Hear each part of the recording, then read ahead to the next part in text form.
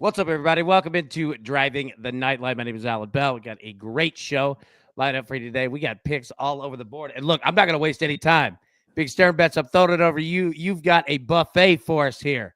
Go ahead and break it down. What you got? 10 picks, and I apologize for everyone. I'm going to go as quickly as I can. Last time I had 10 picks, I took 4 out, played 6 on the show, and I would have gone 8 and 2. So this time I'm just going to give it all today. Today's theme is bad metrics. I call these RICs, regression is coming candidate. That basically means they have over a 10% barrel rate, hard hit rate over 45%, and a whiff rate closer to 20%, which means they're getting hit often and they're getting hit hard with good contact. Our first candidate comes with Merrill Kelly. We're going to back the Phillies today on a first 5 money line win only. Sometimes it's on the run line -0.5. He's an RIC candidate. And Jesus Luzardo for the Phillies is someone who I would expect a regression from, but his metrics are absolutely phenomenal. Phillies are averaging 3.5 runs in the first 5 innings, while the Diamondbacks on the road are averaging closer to 2.5 runs. I like the Phillies here in the first 5 before we have to see the Phillies bullpen. Game number 2, picks number 2 and 3. We got the Royals at the Orioles. I'm playing both of these for a half a unit. I like the Royals. I do not think that they should be the underdogs here at plus 115. I also like Ryan Mountcastle at over 1.5 hits, runs, and RBIs at -125, also for half a unit, like I said before. I find it funny that we're playing both sides of this, but it's what we got. Mountcastle has an insane career numbers against Waka, going 10 for 23, and we get him when he just started coming alive against the Yankees. Waka is a very consistent pitcher with 4 quality starts in a row. Dean Kramer has struggled, making him our second RIC candidate. He has given up 5 or more runs in the last 3 out of his last 4 starts. Game number 3, pick number 4. I like the Yankees to bounce back after losing the series from Baltimore, another division rival.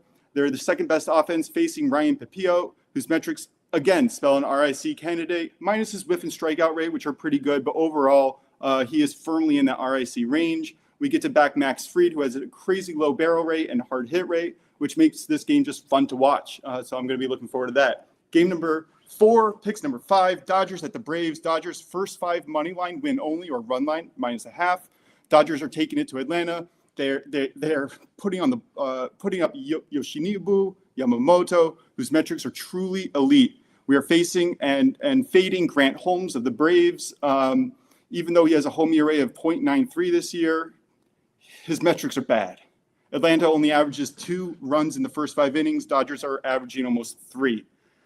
Game number 5, Astros at the White Sox. We're taking the Astros on the run line at -135, -140, however you want to take it. Ultimately, I think they get 3 or 4 runs, team total runs, and their money line. Like fading the White Sox after an 8-run explosion. Facing Framber Valdez, who's always a little bit streaky, but his barrel rate's at 7.8, which isn't bad. Jonathan Cannon has given up 3 or more runs in all but 2 games this year, and he is the prototypical RIC candidate. I don't think that this bullpen for the White Sox can keep it on for much longer as well. Next, we got the Tigers at the Angels. We're taking the Tigers on the run line. This is an auto fade all series. I don't think I have to go too much in this. Jose Soriano pitches worse at home. He's a good RIC candidate. Back to Reek. Next up, we got Rockies at the Giants. This is my last game that I'm breaking down. I like the Giants on the run line, -118. I also like Mike Yastrzemski to get over 1.5 hits, runs, and RBIs. I got it at -135. I'm playing it for a half a unit. I would play this up to -145. Antonio Senzadella for the Rockies is also another perfect RIC candidate. Robbie Ray, who we're backing, actually has a very high barrel rate, but his strength is the Rockies' weakness and a good whiff and strikeout rate. I like continuing to fade the Rockies, who are one of the worst teams in the MLB. Notwithstanding last night, the Giants actually do have a good bullpen. I like that. I like Yastrzemski's career numbers. He's gone 4 for 9, batting .444 against Senzadella. I also like Matt Chapman in this game, but I didn't want to play too many things in this one game. And finally, our 10th and final pick, I'm taking series winner parlay with the Yankees and the Astros at -122 for a half a unit. Straight up, just don't think that the Rays are going to win 2 on the Yankees. And I definitely don't think that the White Sox are going to win 2 on the Astros. I apologize for all the time. I hope that was all right. Let's go cash some tickets. Nice, man. There you go. All right. Yeah, dude, nice job, man. Nice job indeed. All right. Flip this thing over here, and a couple guys couldn't make it, but want to give their picks out. Our man Japan there, David Valencia, has got Garcia Romero to go the distance. I assume UFC is Saturday night. I don't know the time. But yeah. So Garcia Romero to go the distance plus 330. Then our man Ron Sims got a Major League Baseball money line parlay plus 405.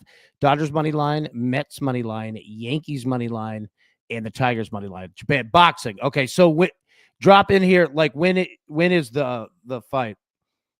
It's tonight. Okay. All right, there you go. That's my bad. Yeah. So tonight I don't know where to watch it, but yeah, there you go. Okay, so college baseball here. So 3 plays, and Millsy, I see your question in the chat. 1 second here. All right. So got to hear your thoughts on the under in Tennessee Auburn move from 11.5 to 10.5 already. So probably too low to play now, right? 2 absolute aces on the hill. 100% there are. And aces in regards to that, right? And let me also put up on the screen here what we're dealing with weather-wise too, because Alabama at Vanderbilt has been moved back here in Nashville from, I believe, 4:30 to 7. All right, is the start. And here is why. All right, so you see this thunderstorm tracking, and it's moving west to east. So the reason for the drop is that, right? Millsy, exactly what you just said. It's going to kill humidity. The wind is all over the board. Lindsey Nelson Stadium in Knoxville, all right, faces essentially south, home plate to center field. And you've got wind that's blowing north. So you have wind going against the hitter. You've got thunderstorms, you've got rain, all of that. So be careful. Now, the thing with the storm here, real quick, is that it's moving quickly. All right. It's not super heavy per se, but it's moving fast. So it's not something I think that will be super delayed. Basically from Mississippi east. Texas, I don't know. Be careful down there in regards to any games that you might have pretty much between Dallas and Houston, because I don't know how the Lightning will come into play in regards to that. So, yeah, to answer your question, you're right, man. 2 aces indeed, and you've got weather basically all over it and against it, right? All right, so I'm going to go with 3 here. I'm going to go with Alabama and Vanderbilt over 10.5. Again, the game being moved back. I actually like that because these 2 teams need something different. They need to get out of their element. They need something to just be different. And that's how these 2 teams hit. They need excitement. They need something other than just the mundane of the same thing over and over and over. And the fact that it got moved back, I absolutely love it. Now, Oregon, Michigan State over 10. We talked about this on the college baseball show. Oregon's hit the ball pretty well. We just saw them last week against Oregon State. Hammer all weekend long. I like them to continue that. And Michigan State, don't sleep on them. That team can score too. They can put up runs quickly. So we're going to take the over 10 up there. And then finally, Clemson, Florida State over 10. Now, you do have some studs on the mound tonight. But again, like same thing with Tennessee and Auburn, except you have weather that's actually in your favor down in Tallahassee. It's nice. You're going to have wind blowing north. Their ballpark, Mike Martin Field, faces home plate to center. Home plate to center field is northeast, and you have the wind going exactly in that direction. You don't have to worry about the storms. It's an early start. I think it's like 5 o'clock Central, somewhere around there. So you definitely don't want to wait too terribly long. And Tennessee and Auburn, I believe, is a 4:30 Central start. But yeah, Clemson and Florida State, they could definitely pitch, but they could definitely hit. And Clemson, my God, I mean, just got swept by NC State because they would not hit. And I guarantee you that they've been hearing about that all damn week. So I expect Clemson to come out super aggressive because why the hell wouldn't you? And Florida State at home playing well. Now, Florida State's pitching, they've been giving up walks a lot lately, not only starters, but their bullpens too.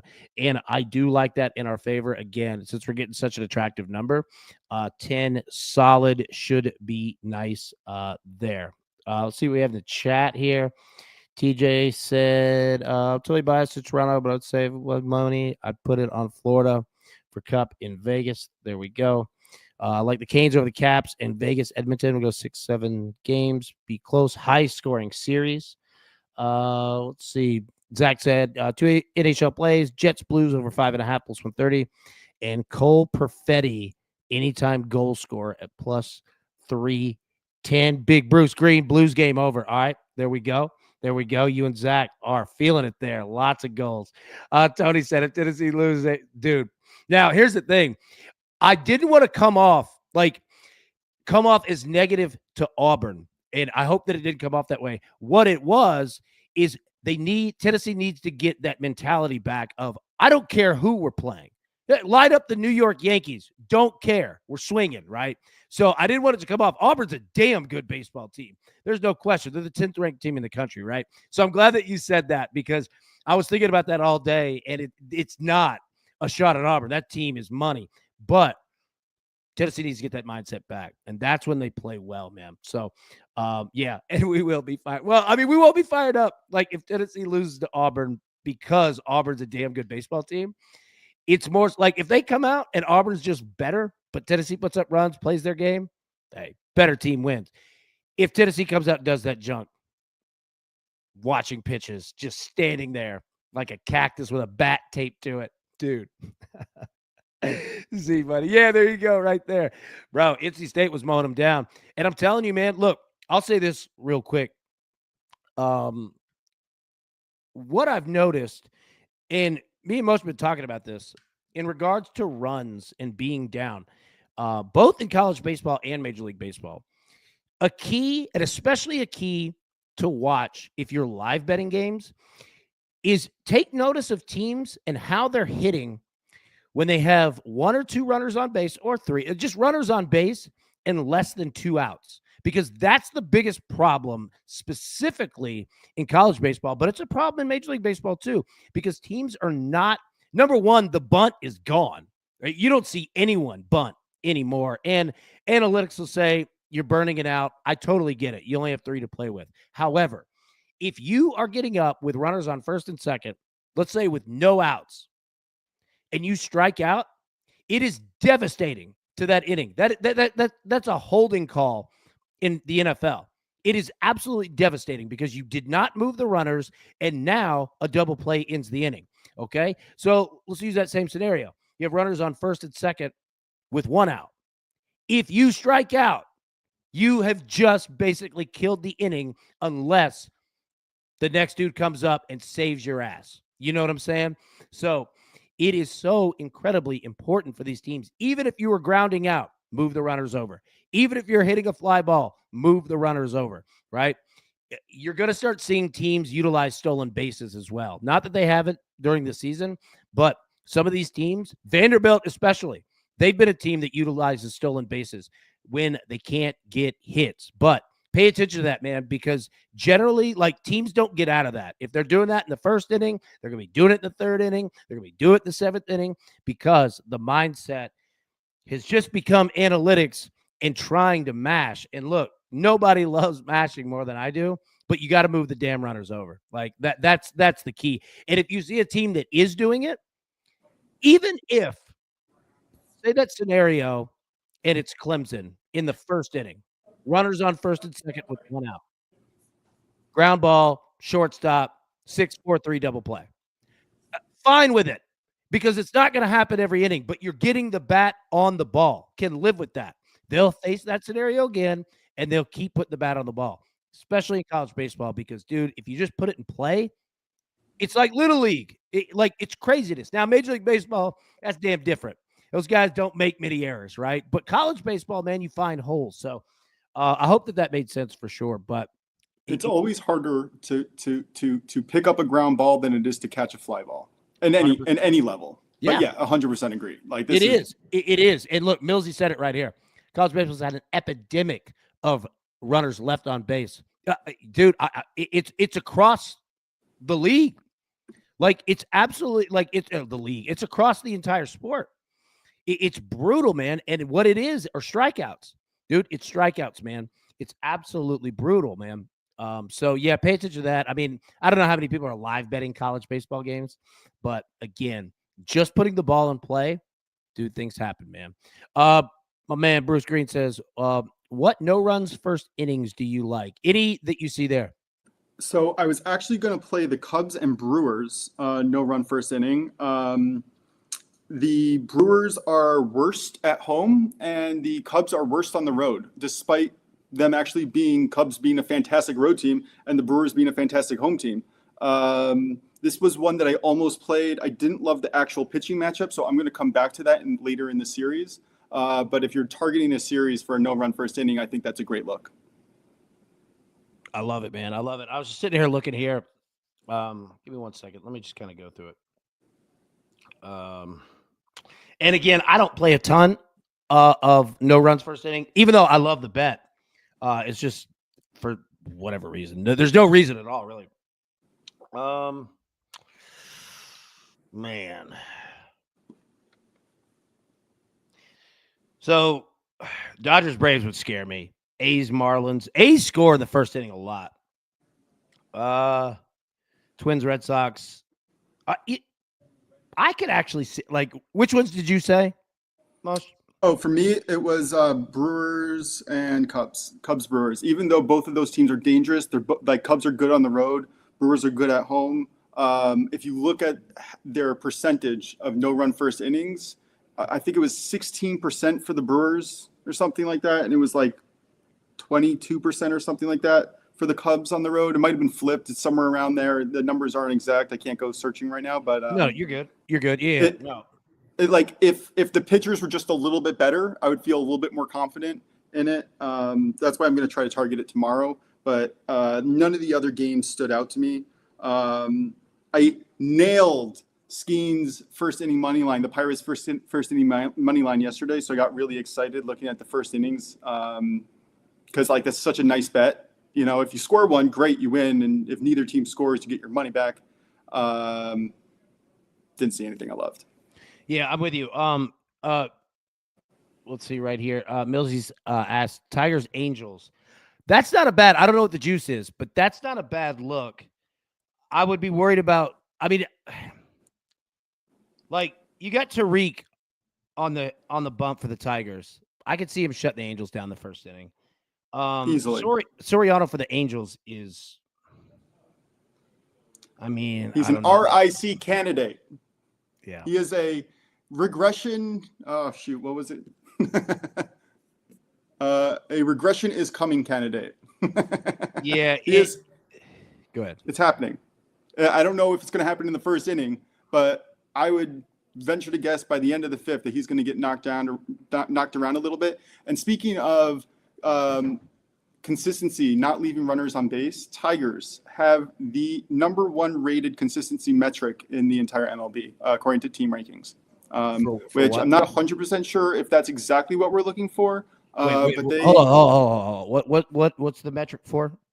It says consistency ratings on team rankings, and I'm pretty sure I have to go through it. I'm pretty sure is how often do our runners left on base are how. Oh, I got you. Overall, okay. Yeah, overall, and the Tigers are ranked #1, and you can see it in the way they play. If you watch their games, they are never out of it. You listen to that announcer go, they're like, they look down, they see that D on their chest, and they're like, we're getting you. You cannot let up even for a second against this dangerous Detroit team. So yeah, I don't want to fade their offense. Yeah, I feel you there. Astros White Sox could be really nice with Framber on the mound. Actually, Astros have a terrible no-run first inning, so that is a good look. But we did say that yesterday, and we lost. Yeah, I think Astros White Sox will be able to play. Here we're playing Southern Miss Arkansas State under 10.5. I like that. Over 13.5. Michigan Ohio State. I like that. BC Stanford. I don't. Over 11.5. That one's pretty good. Georgia team total. against Missouri, right? Yeah, I could definitely see that. Yeah. I mean, that my guess would be 9.5, but I like it. Yeah, I like it. Okay. Go Can I ahead. ask a question on college baseball betting? Uh-huh. Can you bet a number like over under a certain amount of runs in an inning in that game? Like, can you say like, hey, sometime in that game there's going to be more than 4 runs scored in one inning? Generally not. No, They 'Cause they that just would, don't offer it. Like that's the problem is that you really have money line, run line, total, and then team total. Like that's the problem. I wish they did. I definitely wish they did. All right. That's it. I think we're good. All right, everybody. Jump out of here. Best of luck. All right. Let's cash all these tickets tonight, and we will see you in the morning. Peace. Who's got it better than us?